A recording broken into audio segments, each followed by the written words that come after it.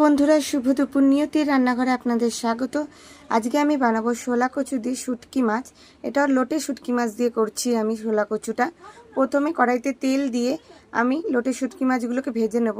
তার আগে আমি লোটে শুটকি মাছগুলোকে কেটে নিয়ে গরম জলে নুন দিয়ে একটু ভিজিয়ে রেখেছিলাম, তারপরে ঠান্ডা জলে ধুয়ে নিয়েছি। ভালো করে শুটকি মাছটাকে ভেজে নিয়ে টমেটো কুচি আর পেঁয়াজ কুচি দিয়ে ভালো করে ঢেকে নিয়ে ভেজে দেব।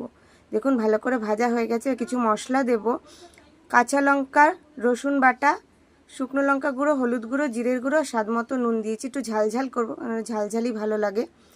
তো ভালো করে কষানো হয়ে গেছে, তেলও ছেড়ে দিয়েছে। এবার কেটে রাখা শোলা কচুগুলো আমি দিয়ে দিয়েছি। আমি ভাপিয়ে নিয়েছি, গরম জলে সেদ্ধ করে নিয়েছি কচুগুলোকে।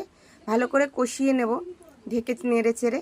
দেখুন সুন্দর করে কষানো হয়ে গেছে। আর একটু ভালো করে কষিয়ে নিতে হবে, যতক্ষণ ভালোভাবে কষানো হবে মাংসের মতো টেস্ট লাগে এইভাবে করলে। কষানো হয়ে গেছে। এবার আমি গরম জল দেবো। এই রান্নায় আমি গরম জল ব্যবহার করেছি, তো গরম জল ইউজ করেছি। গরম জল দিয়ে একটু নেড়ে চেড়ে ধনেপাতা কুচি দিয়ে 15 মিনিটের জন্য আমি মিডিয়াম আঁচে ঢেকে দেব। দেখুন আমার হয়ে গেছে। এরকমই মাখা মাখা হবে, খেতে ভালো লাগে। এরকম মাখা মাখা হলে, ঝোল ঝোল হবে না, মাখা মাখাই ভালো লাগে। খুব সুন্দর একটা টেস্ট হয়। ভালো লাগলে লাইক, শেয়ার, কমেন্ট করবেন। পেজটিকে ফলো করে আমার পাশে থাকবেন।